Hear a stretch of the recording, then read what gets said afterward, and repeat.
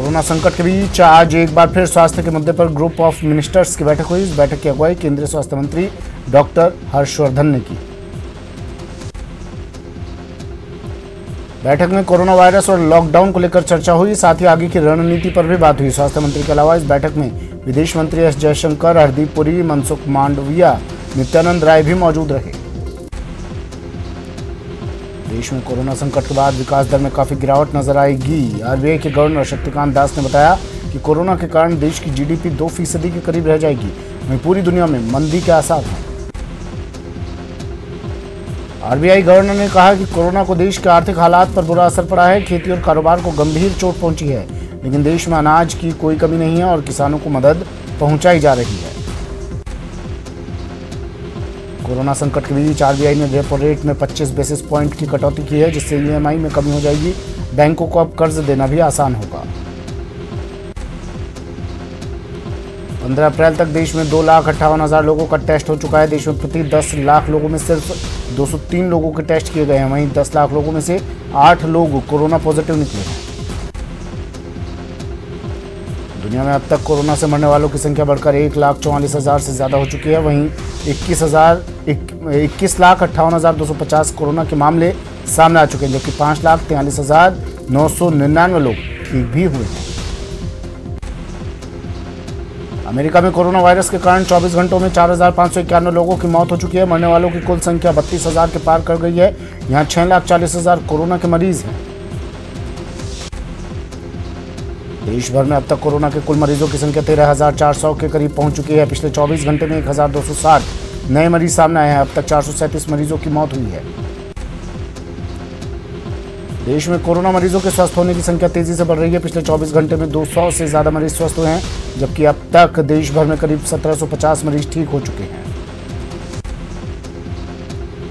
राजस्थान में corona positive मरीजों की संख्या 1,169 हो गई है। अब तक 16 लोगों की मौत हुई है, जबकि कोरोना को मात देकर 82 मरीज स्वस्थ भी हुए हैं। प्रदेश के 25 जिले कोरोना की जद में हैं। सबसे ज्यादा जयपुर में 491 नए केस सामने आए हैं, जबकि जोधपुर में 188 पॉजिटिव मरीज सामने आ चुके हैं। वहीं कोटा में 90, टोंक में 77 पॉजिटिव मरीज मिले हैं। कोटा में भी कोरोना धीरे धीरे पैर पसार रहा है। यहाँ पॉजिटिव मरीजों का आंकड़ा 90 तक पहुंच गया है। पॉजिटिव मरीजों की संख्या के मामले में कोटा अब तीसरे नंबर पर पहुंच चुका है।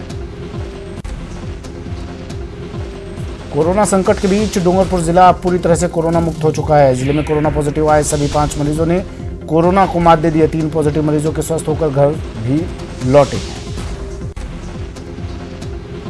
जोधपुर के मदेरणा कॉलोनी में मेडिकल सर्वे टीम पर लोगों ने हमला कर दिया, जिसके बाद हेमाराम ने महामंदिर थाने में एफआईआर दर्ज करवाई। वहीं पुलिस ने एक युवक को गिरफ्तार कर लिया। टोंक में कर्फ्यू के दौरान गश्त कर रही पुलिस पर हमला करने का मामला सामने आया है। बावड़ी इलाके में हुई इस घटना में 3 पुलिस वाले घायल हुए हैं। पुलिस पर लाठी, डंडे और सरियों से हमला किया गया। कोटा में कोरोना के बढ़ते मामलों को देखते हुए कर्फ्यूग्रस्त इलाके में जीरो मोबिलिटी की पालना करवाने के लिए सख्ती बरतनी शुरू कर दी है। कर्फ्यूग्रस्त इलाकों में घरों से निकलने पर कार्रवाई होगी। कोरोना संकट के बीच जयपुर जिला प्रशासन का वॉर रूम लोगों के लिए वरदान साबित हो रहा है। रोजाना 250 लोग राशन, मेडिकल और पास के लिए वॉर रूम को फोन कर रहे हैं। सूचना के फौरन बाद जिला प्रशासन के आला अधिकारी लोगों की मदद में जुट जाते हैं। प्रदेश में कोरोना पर मुख्यमंत्री ने आज स्वास्थ्य विभाग के साथ चर्चा की। कोरोना से निपटने के लिए सीएम ने वीसी के जरिए आर्थिक और प्रशासनिक तैयारियों पर चिकित्सा मंत्री, सीएस, डीजीपी से बात की। सवाई माधोपुर में कृषि उपज मंडियों को खोलने की इजाजत दे दी गई है, जिसके तहत गंगापुर सिटी की कृषि उपज मंडी में कारोबार शुरू कर दिया गया है।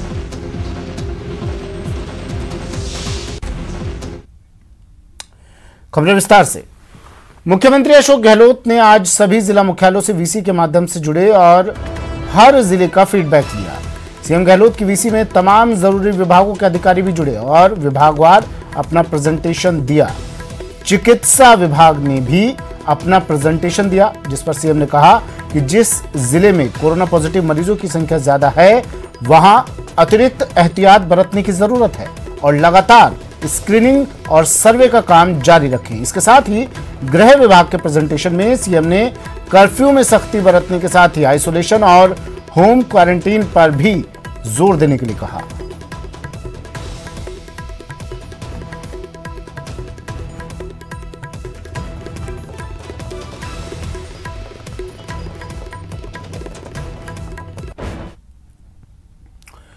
और प्रदेश का सबसे बड़ा हॉटस्पॉट जयपुर, और जयपुर में रामगंज में 2 दिनों से अब राहत की खबर है। रामगंज से कोई पॉजिटिव मामला नहीं आया है। कल 383 सैंपल की जांच की गई, जिनमें 380 सैंपल निगेटिव मिले। एक राहत की खबर, एक अच्छी खबर जयपुर से। सचिन शर्मा मेरे सहयोगी जयपुर से हमारे साथ फोन लाइन पर जुड़ गए हैं। सचिन, रामगंज पर पूरे ना सिर्फ जयपुर की बल्कि ये एक तरह से कहा जाए पूरे प्रदेश की निगाहें थी, लेकिन अब ये पॉजिटिव खबर कहेंगे कि यहां पर सैंपल्स नेगेटिव मिले हैं। बिल्कुल समित, जिस तरह से पिछले मैं कहूंगा कि 30 से 32 घंटे का समय बीत चुका है, जिसमें अभी तक जितने भी सैंपल्स की जांच हुई है उसमें पॉजिटिव जो है वो अब तक कोई रिपोर्ट नहीं आई है। जितनी भी पॉजिटिव रिपोर्ट अभी तक जयपुर में मिली हैं, चाहे वो कल मिली या आज सुबह मिली, क्योंकि कल केवल 3 रिपोर्ट पॉजिटिव आई थी, आज भी केवल जयपुर में 5 रिपोर्ट पॉजिटिव आई हैं। ये जो 8 जो पॉजिटिव रिपोर्ट्स हैं ये जयपुर में नए दूसरे इलाके हैं, जिसमें विद्याधर भी शामिल है। इसके अलावा मोती डूंगरी रोड है, घाट गेट है, और उससे जो जुड़ा हुआ दूसरा इलाका है वो इसमें शामिल है। लेकिन रामगंज जो एक एपिसेंटर बना हुआ है पूरे जयपुर के लिए, वहां पर पिछले 30-32 घंटे में एक भी रिपोर्ट पॉजिटिव नहीं आना खुद प्रशासन को राहत प्रदान करने वाली बात है, क्योंकि लगातार जिस तरह से चिकित्सा एवं स्वास्थ्य विभाग लगातार जिस तरह से यहाँ पर नई स्ट्रेटेजीज के साथ काम कर रहा है, और कल भी जिस तरह से एक नई स्ट्रेटेजी बनाई गई कि यहाँ पर 1 किलोमीटर के दायरे में जो कंटेनमेंट का एरिया है उसमें किसी भी व्यक्ति को जो है छोड़ा नहीं जाएगा, सभी की जांच होंगी। और विशेष रूप से जो 60 साल के वर्ष की आयु के जितने भी लोग हैं, चाहे वो महिला हो चाहे पुरुष हो, यदि उन्हें टीबी है, डायबिटीज है या उन्हें किसी भी तरह की हार्ट डिजीज है, तो उनकी जांच आवश्यक रूप से होगी। RT-PCR उनकी जांच की जाएगी।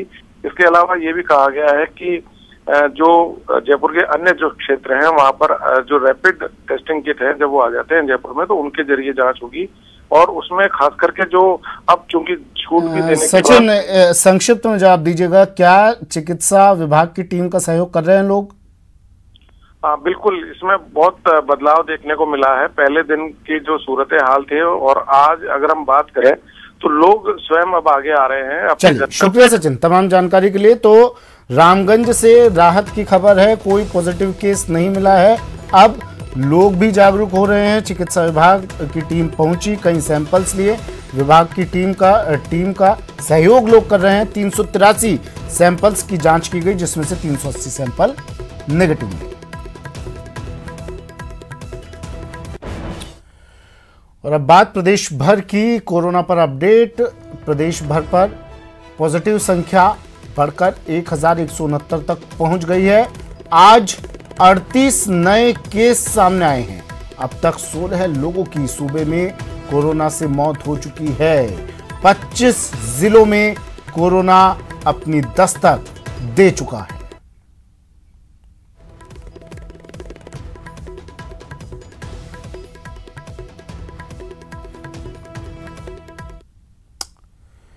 और एक खबर अब टोंक से, कोरोना को लेकर चल रहे अनिश्चितकालीन कर्फ्यू के दौरान बावड़ी इलाके में गश्त कर रही पुलिस पर हमला करने का मामला सामने आया है। घटना उस वक्त हुई जब पुलिस के जवान गलियों में जमा भीड़ को घरों और अंदर रहने की अपील कर रहे थे। इसी दौरान कुछ लोगों ने लाठी, डंडे और सरियों के साथ पुलिस जवानों पर हमला कर दिया। घटना में पुलिस के 3 जवान जख्मी हुए हैं, जबकि 2 अन्य जवानों को मामूली चोटें भी आई हैं। सूचना के बाद मौके पर पहुंचे वरिष्ठ पुलिस अधिकारियों ने मामले की जानकारी ली और जांच कर कार्रवाई करने की बात कही है। अभी सुबह लगभग 7:30 पौने 8 बजे के लगभग की बात है। 7:30 के लगभग कार्रवाई कर रहे थे इधर गाड़े के पास में बावड़ी चौराया, और उनको हिदायत दे रहे थे अंदर जाने के लिए। 8-10 ड्यूटी लगा के बैठे हुए थे, उनको भेज रहे थे अंदर।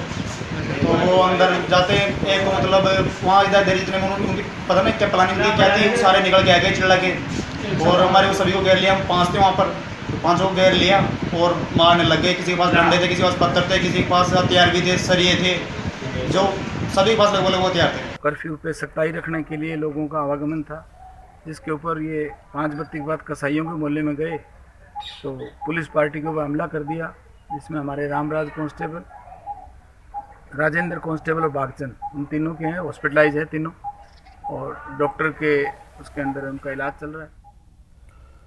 खबर जोधपुर से, जहां मदेरणा कॉलोनी में मेडिकल सर्वे टीम पर हमला किया गया। दरअसल जब सर्वे और जोनल सहायक हेमाराम जब यहां सर्वे करने पहुंचे तो एक युवक ने हमला कर दिया, जिसके बाद हेमाराम ने महामंदिर थाने में एफआईआर दर्ज करवाई।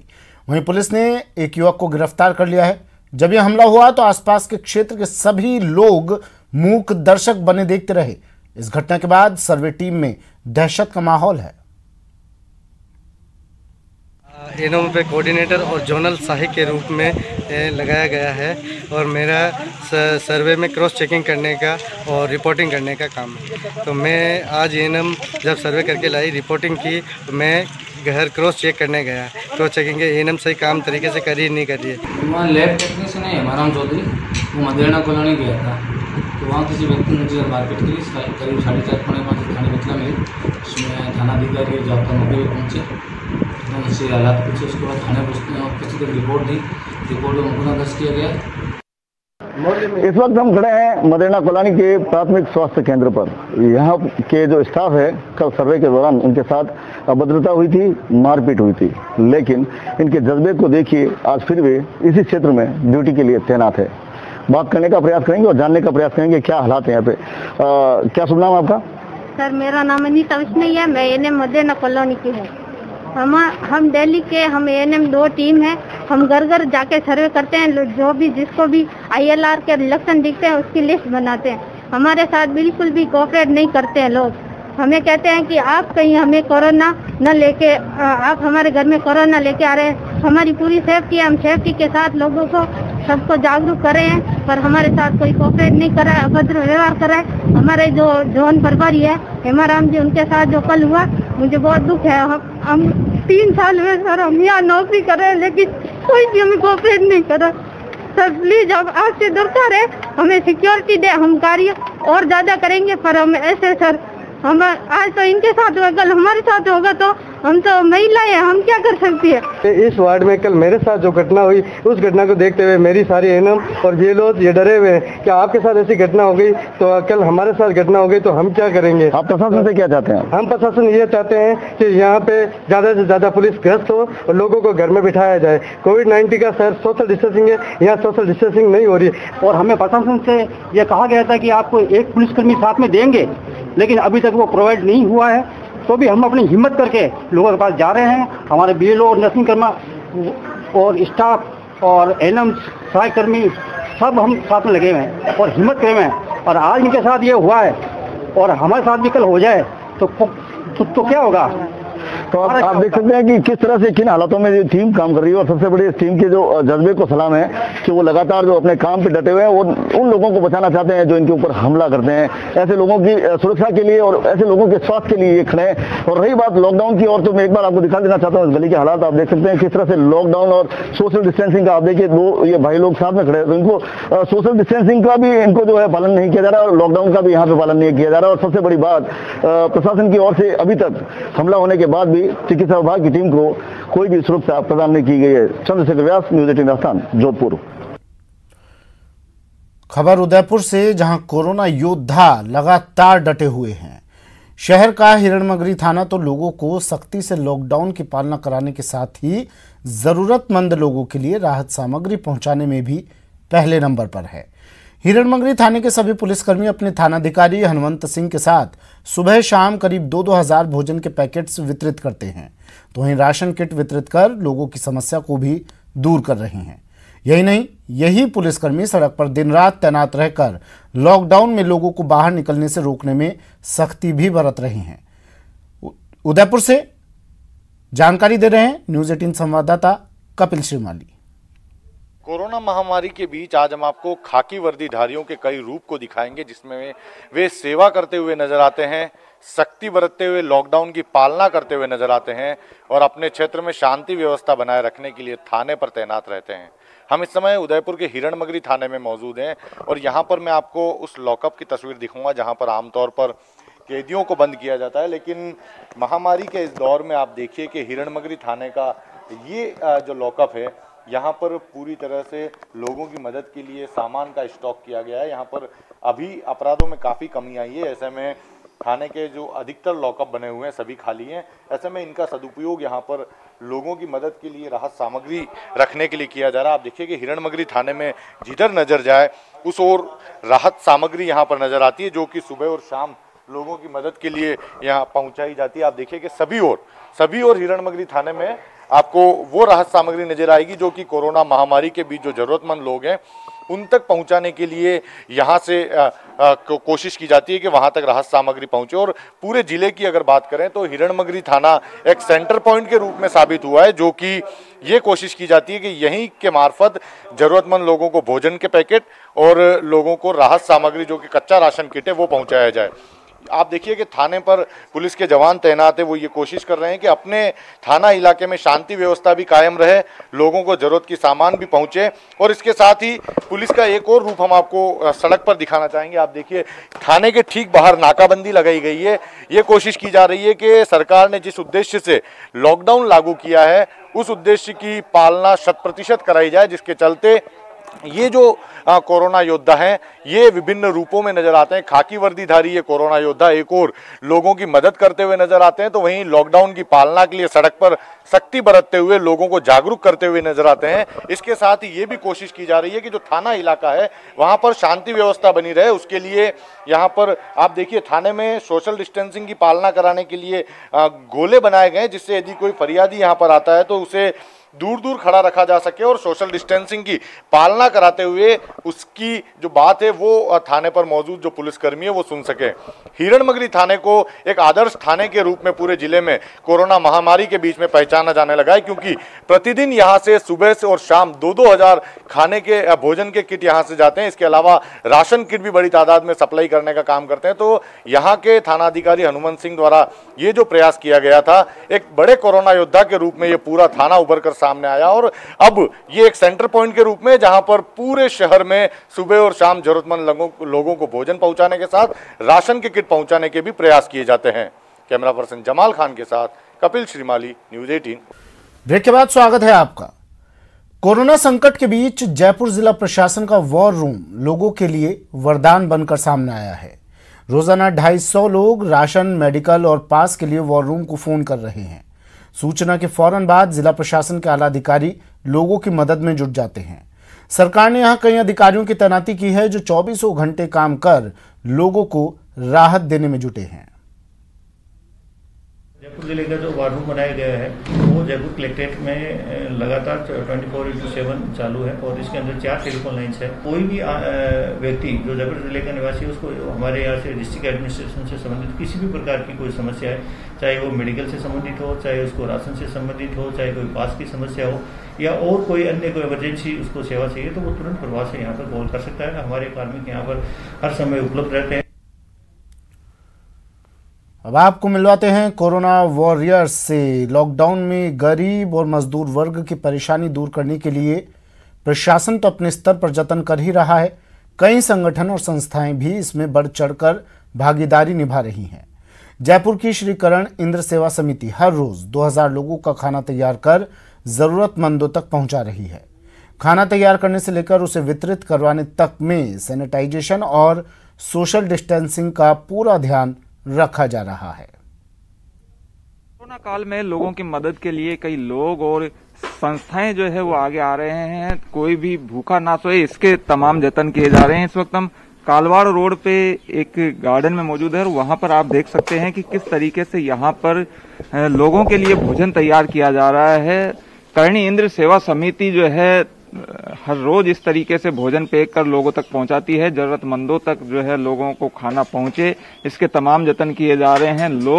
रोज तकरीबन जो है वो 2000 लोगों का खाना यहाँ पर पैक होता है, उन तक पहुंचाया जाता है ताकि किसी को भी इस संकट के समय में भूखा नहीं सोना पड़े। आप लोग प्रयास कर रहे हैं और कितने लोगों तक खाना पहुंचाते हैं? मैं विकास समिति संयोजक ओम सिंह बाजेट निवेदन कर रहा हूँ। जब माननीय मुख्यमंत्री महोदय ने लॉकडाउन राज्य में घोषित किया था उससे अगले दिन हमने हमारी विकास समिति जो है कर्णेंद्र सेवा समिति है उसके पदाधिकारियों की हमने बैठक आयोजित की और उसमें ये निर्णय लिया कि पहले 31 तारीख तक लॉकडाउन किया गया था, तो इस कारण जो मजदूर वर्ग है वो भूखा नहीं रहे, कोई भूखा नहीं सोए। तो हमने यहाँ भोजन की व्यवस्था की।